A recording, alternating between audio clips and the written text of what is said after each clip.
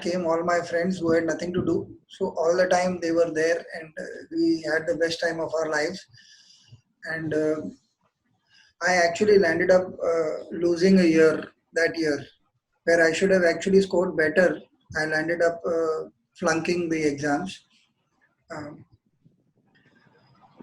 After the initial feeling bad about the whole thing, how can I fail? And I had been a decent student, middle of the ground, not very academically inclined, not an absolute failure either. Uh, but it was a big deal for me to fail. And post that, they put me in extra classes and stuff like that. I also started questioning whether I was not cut out to pass an exam like that, or was I really a bad student, good student? Those things I had time to mull over. And I realized I was actually a good student who was not interested in the studies um, that I had to be a part of. But since you are an engineer and it takes a lot of guts to say that you don't want to be one, uh, so I didn't even know what I wanted. Uh, I realized one of the best things in my life, if you were to ask me today, I am 47 or some such age.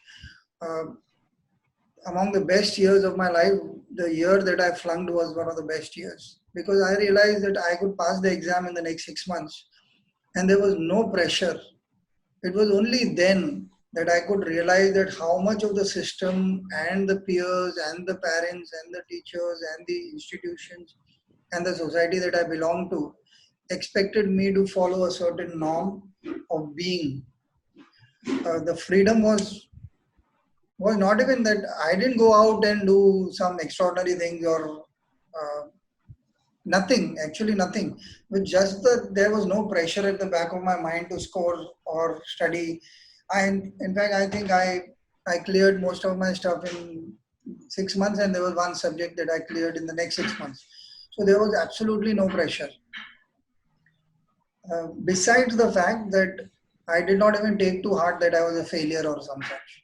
I said, yeah, so many people fail. Yeah, I also fail. So what's the big deal?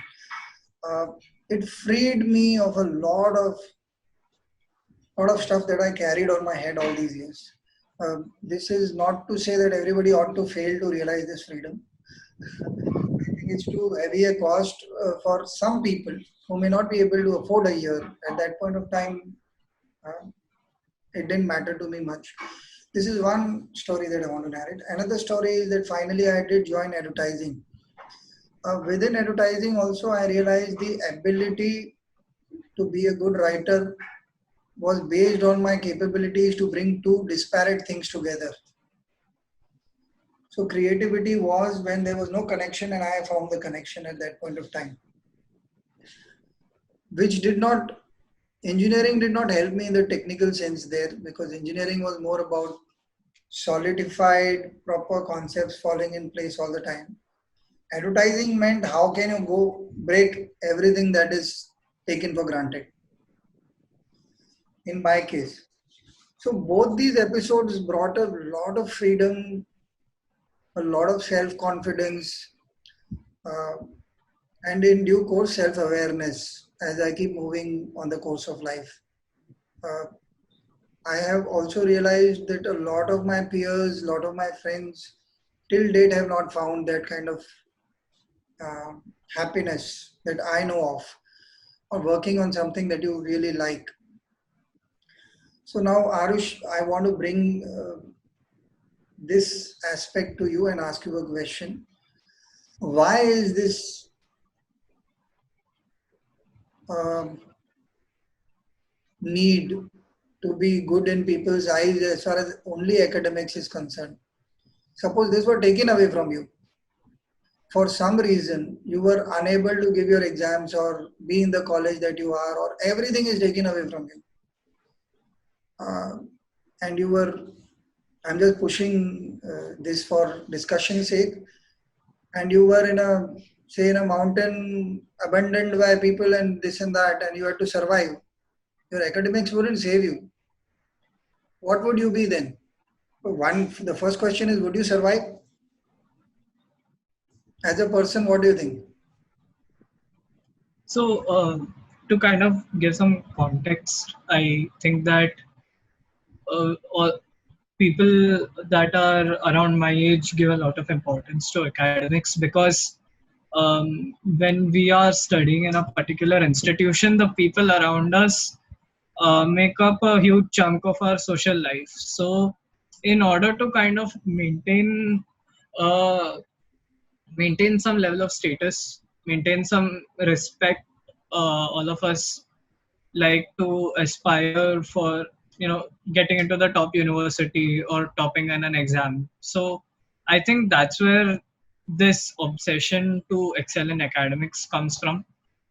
Okay. But considering your example, I don't think that with such a mindset I would survive, because if you are stuck in such a situation, what you read from a textbook doesn't really matter. What sort of life skills and how you deal with people is something that matters, and it is something that is um, enriched and made better through practice. Like, as you keep talking to people is when you will learn to deal with different kinds of people. It is not something that a textbook would teach you. Right. So yeah, I don't think I will survive.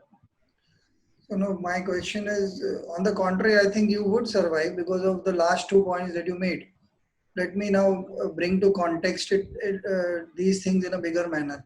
So people who went and conquered the Everest, people who are the best scientists in the world, people who discovered things, people who run big companies, people who have been the best national and international leaders.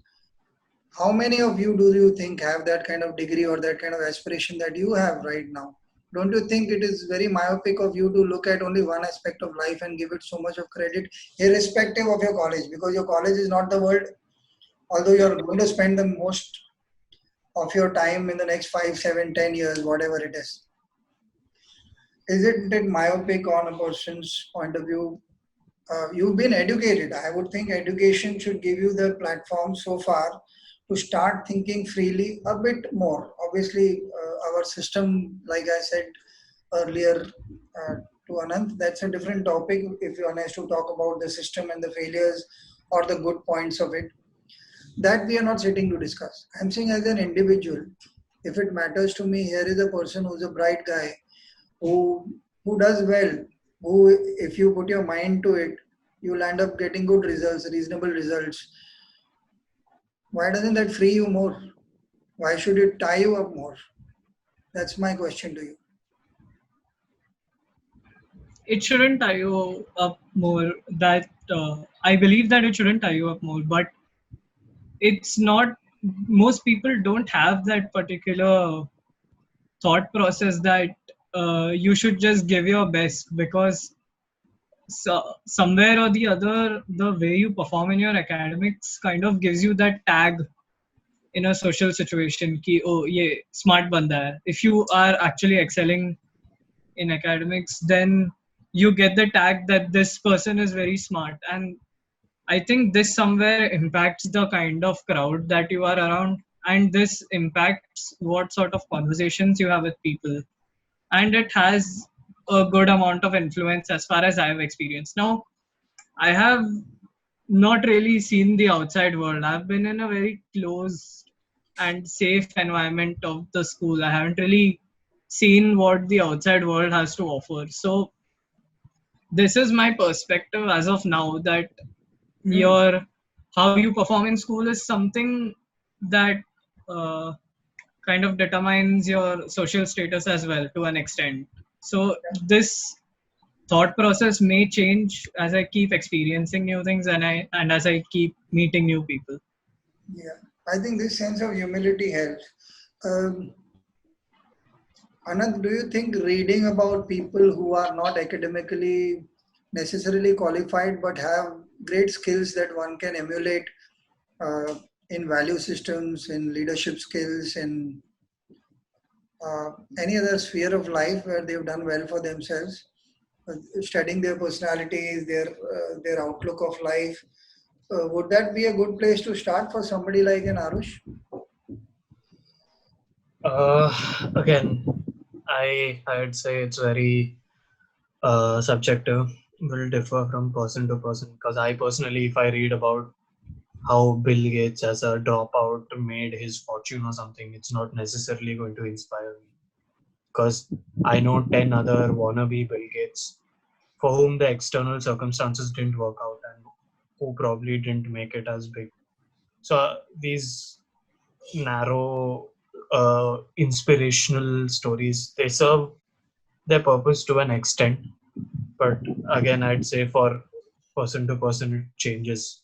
So I think the starting point for uh, others should be that, again, although the system doesn't allow you to think that you have a life outside of education and that you have a life outside of academics, and that with every tuition and this and that and class you need to be preparing for the final exams or whatever, you should keep in the back of your mind that there is a larger world out there, especially in terms of college. And this is a personal lesson of mine, that you devote your entire day in the morning from 8 a.m. to evening 8 p.m. in college, extracurriculars and stuff.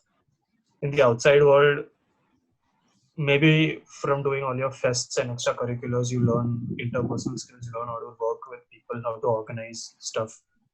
But apart from that, in the outside world, it really counts for not much. So you need to expand your horizons outside of college to maintain a healthy, what is in the professional sense called the work-life balance.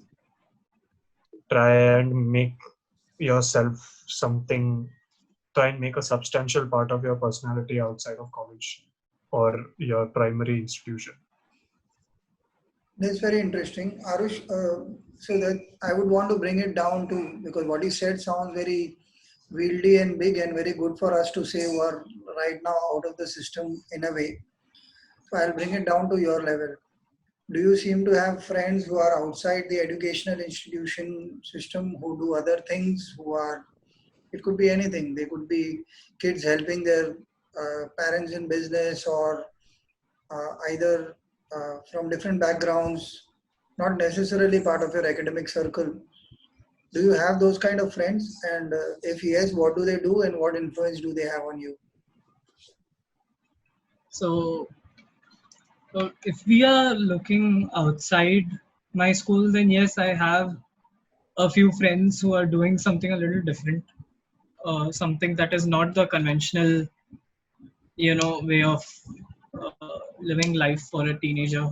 So, yeah, I know a few people who are very keen on sailing and windsurfing. A lot of them are much older than I am, but they do have some amount of influence on me, including how they see life and how I would see life.